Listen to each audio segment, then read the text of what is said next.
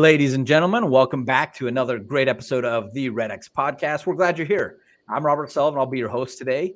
And with me, I have Dale Archdekin. Dale, say hi to our audience here. Hello, audience. That's great. Now, I've followed Dale for some time, and I'm actually pretty excited to have him on the podcast today. I'm part of your newsletter, Dale, and love the content that you share. And so I just want to make sure our audience knows, and we'll give you a minute to introduce yourself. But Dale knows what's going on in the market right now, so I'm excited to have him here and be able to discuss that. But before we jump into that, just a couple of reminders for what we're doing here. We are live, and we would love to have your participation. So if you are hopping on with us, go ahead and say hi and tell us where you're from. And throughout the podcast, if you do have any questions live, we'll keep an eye on those and try to address them while we're talking. If we don't get there, then just join us on our Facebook group at the Lead Gen conversation, where we can talk more about it. And to stay up to date on what we're doing on our podcast, find us at REDX podcast or redx.com/podcast and subscribe so you always know who our upcoming guests are. But today, like I said, we have Dale. Dale, just take a minute for those that might not know you to introduce yourself, and then we'll get talking. Yeah, sure. So I'm the founder of Smart Sales Coaching. We're also formerly known as Smart Inside Sales, but that's just one of our brands at this point.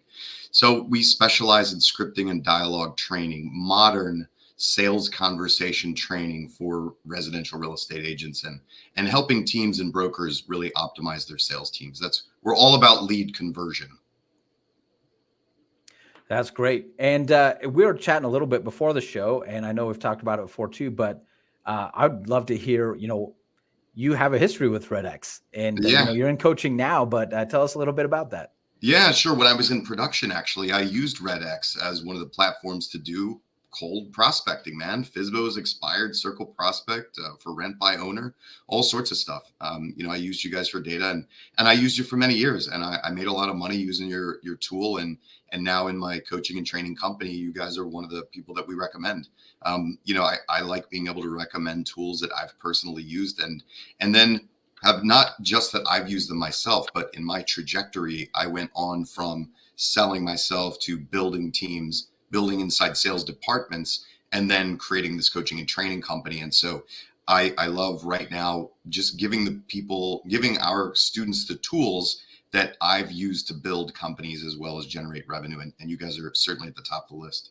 Oh, that's awesome. Thanks for sharing that, Dale. And I think I love the whole trajectory, actually, like you said, because we've got a lot of people in the audience that are at any range in their career in real estate. And there are a lot of people that, have that hope, or what's next on their roadmap is to transition into growing a team or getting into coaching. And so, but it all started just getting on the phones, right? Yeah. I mean, I'm a simple guy, man. And I could certainly try to make it up or pretend like I had experience and tell people what to do. But I think that me having been in the trenches and actually done the selling, actually been sitting across from people at their dining room table, knocking on doors, calling a FSBO for the 15th goddamn time and trying to get my way in there. There's a real value to having done that, especially being as, what I do for my coaching and training company now. I just feel like there's an authenticity there that you can't make up unless you've been through it. Hey, absolutely. And I mean, that's actually the whole premise of our podcast, because I'm in marketing here at REDX, right? I have not sold homes. And so I love talking to people like you and bringing you to our audience that says, here is how I did it. And because you're right, there needs to be that authenticity and the actual experience. Yeah. So when I was lead generating, I started out with 2 hours a day, 5 days a week, Monday through Friday, same day and time. And way back in the day, I'm not ashamed to say I was in Mike Ferry coaching, and I used their scripts at that time to, get appointments and, listen, it worked. And, nobody comes from nowhere. And I went through coaching. I used somebody's system to get to a certain place. And then, I've obviously then grown beyond that and created my own company and our own ways of doing things. But 2 hours a day, 5 days a week is how it started. And then I bumped it up to 3 hours a day, and then added Saturdays because I wanted more listings and I wanted to do more business. And I just grinded it out in that way. And yeah, I certainly didn't want to do it. There were a lot of times I didn't want to do it at all. And that was the last thing I wanted to do. But at a certain point, you develop such a habit that you literally feel bad if you're not doing it. You're like, something is not right. Something is wrong in the world. I need to do the thing I know that I'm supposed to do. And, it really helped me to build the business that I had. And if I didn't have that kind of consistency, I would have been on the roller coaster for a long time, but it helped me just to maintain a consistent stream of deals and listings and buyers and all of that stuff, and just grinding, and using your tool was one of the key components of getting there. And you bring up consistency, and that's probably something I want to talk a little bit more about, because I absolutely, the key to, consistently being on the phones means consistent listing appointments, consistent listings, consistent closings, right? Yeah. And I think we're at a really interesting part in the market, and this is what I'd love to hear from you and what's going on with your coaching and the people you're talking to, because for the last several years, I think people got away from that consistency, or entered the real estate market as an agent without ever having been taught that or needing that yet. And so we're here kicking off 2023. A lot of the advice is, hey, we need to get on the phones, and there's people that have never done that. So what are you seeing I'm right so now? happy, because where they go. They go to a coaching and training company when the market gets, I'm excited. I'm like, yes, come on, baby. Come on, we're going to show you how to do this. Don't worry. It's going to be great. Now you need us, right? And the other, so coaching and training is definitely one of those things people need right now, because it's not easy street anymore. And now we get to teach agents how to have a price reduction conversation with us. Yeah. Nobody's needed to do that in like the last 7 years. So it's a skill set that somebody's going to have to develop now. And we love teaching that kind of stuff. So I'm thoroughly excited. And I also know that in a down market is when you take market share. So that's one of the other pieces of it. Like I like a shakeup like this. Extreme markets on either end are not good for our business, and they're not good for us as business owners. That the squishy middle is where we really want to be, but the middle is what requires the leveling up, right? It requires the development of these skill sets, of these repetitions, of this kind of consistency, and improving your skills. And if you do that, if you don't run away from it, you don't get scared, you keep leveling up, you take more market share, and it's beautiful. I love it. And that's a great message. And you kind of encapsulated what my next question was, but I'm thinking you're excited. I'm excited. I agree with you. I think this is a great market and a time for skills to increase, and those with those skills will grow. But what are you saying to the people that might be tuning in or showing up to see if they need coaching from you, that are scared right now because the market's just totally different? Yeah. So, this is just how I operate. Into the face of fear, I understand that I have two options. I either quit or I work harder, right? Those are the only options that I have. And so I generally opt, occasionally there might be a slight little pity party that goes on for a few minutes in my head, and then I just recommit to more action. So similar to like when COVID shut all of our businesses down. Holy shit, man. Like I woke up that morning, I was like, son of a bitch, we're either going to get more clients or I'm just going to go back to sleep and quit on this. Because I know the next thing is everybody's going to stop coaching, or people are going to quit coaching. And so I just got out there and I worked harder, and I contributed more to our community and just brought more value. And my business tripled as a result, into the face of, when's the last time anybody said you can't sell real estate for 3 months? That's insane, right? Yeah. So into the face of that, my business tripled. It's because I got into action and provided more value. So here's what I would say. If you're scared, have more conversations with consumers about their fears about real estate and where things are at, and educate yourself. Educate yourself about the real estate market, what the trends are, what they usually mean, and go and look for yourself and say, I want you to discover, hey, what happens when a market turns like this? Once it gets here, typically how long does it take for it to correct? Typically, how long does it last? And how severe is the up or down when things like this shift. So become really educated yourself, and then just talk to more people about it, because they want to know too. And here's the thing. If there's going to be fewer people, fewer buyers who can and will and need to transact, or fewer sellers who can and will and need to transact, it just means that you have to talk to more people in order to find them. It's so basic of a concept. Yeah, numbers game. Absolute numbers game. It's always a numbers game. And so far, the numbers have been on the side of us agents for the past few years, where, it was fish in a barrel. Now the numbers are working against us, right? We have a headwind. So just rack up your numbers. One of the things when I was prospecting using REDX, setting appointments, some of the mental games I had to play with myself are, all right, I know that I could, at the time, calling the lead source I was calling, I would set one really good qualified appointment out of every 10 conversations. And so all I said to myself is, I just got to go get some 9 no's, and then I'm going to get my appointment, right? So, whatever mental game you have to play with yourself to make it happen, and just go get the no's, dude. Like, take the sting out of it. Go find your 9 no's or your 19 no's or whatever it takes you. I've always liked that approach. When I've talked to people that have used a similar approach of like, yes, now I'm one step closer to the next yes, right?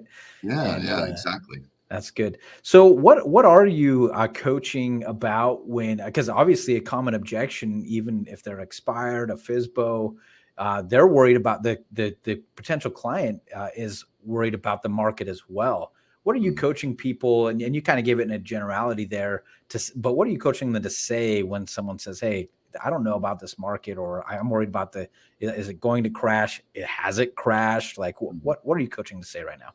So what we do is we teach patterns. Where my company came from is from me building and optimizing inside sales departments.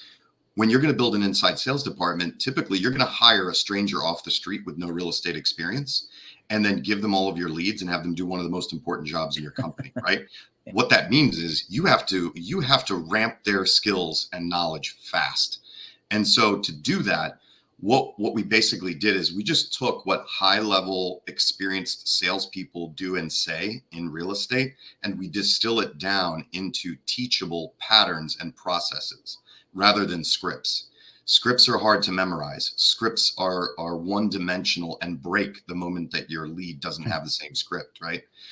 But if we teach patterns to salespeople and we teach them how to think for themselves in the moment, they can put the conversation together in a really expert way. So to answer your question, what the pattern that we teach around market crash or interest rates or prices, whatever it may be, you follow this pattern. First, I'm going to unpack you. I'm going to understand your perspective. I'm going to ask you a few questions to get your perspective, where you got your information or how you came up with your information and what you think is going to happen and how it's going to impact you. And then I'm going to roll into an education piece without asking you for permission. I'm going to educate you, and then I'm going to soft close you. So it sounds kind of like this. Robert, let's just go with, yeah, Dale, I'm waiting for interest rates to come down. They're too high. Okay. Yep. That's going to be a common objection for sure. Yeah. So say that to me. Okay. Dale, I'm just waiting for these interest rates to come down. They've just gotten too high. Oh, got it. Okay. So tell me this, Robert, what's important to you about the interest rates coming down? Well, I mean, it's got to be how much I can afford a month, right? Or how much house I can afford. And I just think that, everyone else around, I'm locked in at a 3%, but people under 3%. I don't know about that. Got it. Okay. All right. And when do you think they're going to come down? I don't know. When this recession ends, I don't know. Okay. Got it. Well, what happens if the interest rates don't come down, Robert? What would you do then? I don't know. I don't know. Okay, got it. Well, I'm pretty sure that you watch the news just like I do. We're constantly watching the market, and based on where the Fed's position is on this, interest rates aren't coming down anytime soon, and they really do impact the real estate and mortgage interest rates directly. They're not tied together, but they do impact them. So let me ask you this: if we know that interest rates aren't actually going to be coming down anytime soon, if we were able to find you and your family a perfect fit home that really checked most of the boxes for you and it was still affordable, is that something you'd want to consider regardless of where the interest rates are? Well, yeah, I think so. Because like I said, I think affordability is, if I can afford it, then I guess I would. There it is. All right. So it's so simple for that casual close, right? I'm just saying, if we could, would you?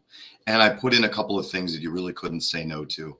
Yeah. And so that's the pattern. I didn't argue with you. And initially, I didn't argue with you or try to hit you with a bunch of information. I understood you first.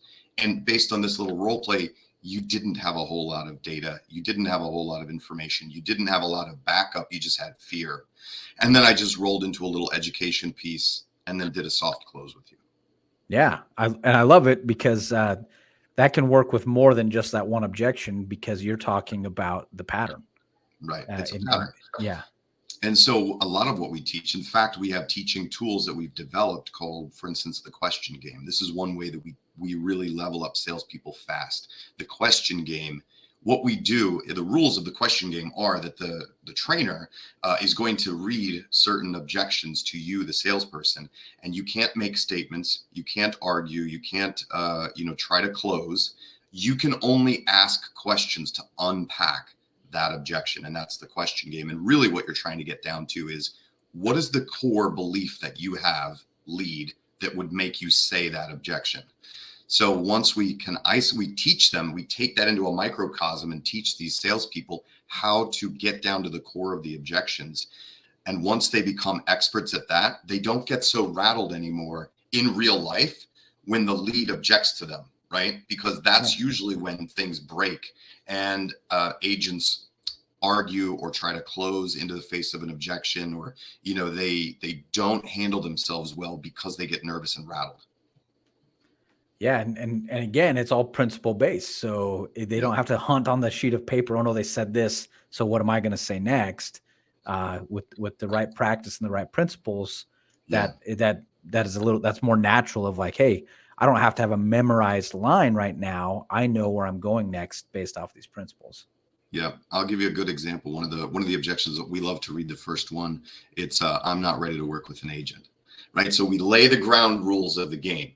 And I'll say, all right, Robert, you can only ask me direct questions. You can't ask me indirect questions. It has to go to the core, right? And then I'll say, all right, you ready, Robert? I'm not ready to work with an agent. And then they're just like, oh my God, what the hell do I do? Yeah, so I was like, dude, don't make me answer that, Dale. It's really simple. Basically, if somebody were to say, for instance, I'm not ready to work with an agent, the kind of direct questions we teach them to ask would be things like, got it. How do you know that you're not ready to work with an agent? Or when do you think you'll be ready to work with an agent? Or what about working with an agent aren't you ready for? Right? Don't those sound so simple? Yeah, like the easiest kinds of questions and logical questions to ask. Yeah, and right. So we teach our students how to be able to craft those questions in the moment, however that objection comes to them. And once they learn our principles and methods, after they practice it a few times, then they can really start using it and they don't get rattled. They're not afraid. Like at this point, dude, I could not care less if somebody says no to me, because I'm just like, let's just start with no, because I know that that's really where the conversation gets good and interesting. So if we could just start there, that'd be great. Thank you. I like that. That's a great mindset, right? If you're hopping on the phone with that mindset, then no one can say anything to you that you're not ready for. Yeah, love it. Like, come on, let's see it. Give me the no, please. Let's hear it. What is it? So interest rates, obviously we cover that one as an example, but what are some of the, I don't want to say new objections because they're just the old objections that are coming back now, and a lot of them that are still the same, but what are the most common objections you're seeing come up that maybe agents weren't ready for because, the last several years they haven't had them? Sure. Prices are too high. I don't have, so that's from buyers, buyers and sellers. Sellers are also saying, I don't have anywhere to go. There's no inventory. Well, they wouldn't say inventory. There are no homes on the market, or there's nowhere for me to go. That's a very common one right now. Interest rates are a common one. What else? There's some just general fear about the market itself because of the recession, right? So there's job fear, there's income fear. A lot of it right now is just related to either inventory or money. Those are pretty much the only objections that, I mean, those are the common ones that are really kind of riding the surface right now. Obviously, there's competition is always one of those if you're operating at a high level, or if you're, you're selling a lot of real estate in your local market, you're always going to be competing. I think that one is actually going down a bit because of people exiting the industry. Yeah. So that's getting easier. So, the landscape of the conversations that you have with consumers just kind of goes through these waves like an ocean, where certain ones come to the top and other ones go to the bottom, and then it switches. Yeah. Yeah. And so some of those fear-based objections, how are you walking people through those? Yeah. So there's a couple different methods that you use for fear-based stuff. And really there's the opposite of fear is motivation, right? So if somebody is operating from fear, what you want to do is figure out, do you even have enough motivation to overcome your fear? Because I can either educate you around fear or I can motivate you around fear, one or the other, or a combination of the two. So you'll want to figure out how much intrinsic motivation do they have, and soft closes like that work really good, right? Because I'm painting you an ideal picture. Hey, Robert, I know you're scared hiding out in your hobbit hole over there, but if we could find the perfect home that checks most of the boxes and your family would love and champion you forever and you can afford it, is that something you would be considered, you'd be interested in? That's just a soft close. I'm looking for that, right? Yeah. And then something that I was just speaking in Inman, and one of the things that we did a live role play panel, and one of the concepts that I brought up is the takeaway, right? So Robert, if you were like, no, Dale, we're not going to be buying, not going to be moving, the market sucks, interest rates are terrible, blah, blah, blah, blah, blah, not going to execute, it's not the right time, I'm going to do a takeaway and say, yeah, you know what, Robert, with all of that, sounds like it might not even make sense for you to purchase. Why would you even consider buying in the first place right now? And then you start to say, well, my house is small and I don't like the neighbor and blah, blah, blah, blah, blah. And I want to go here. And then when I do the reversal and I take the sale away from you, instead of trying to make you accept it, you start telling me all the reasons you need it. So that's called the reversal. So that's a really great technique when you run into those really stubborn people where everything is no and there's no possibility. Just take it away from them and they'll start convincing you as to why they need your service or your help or your house or whatever. Yeah, and I see a comment already. Sounds like no is your friend. Yes, no is definitely your friend, and you either want to find the no and work on the no, or in this case with the reversal, you just say no. Got it. Hey, yeah, let's make it no, and you can't have a house. How about that? Why would you even want a house? That's silly, right?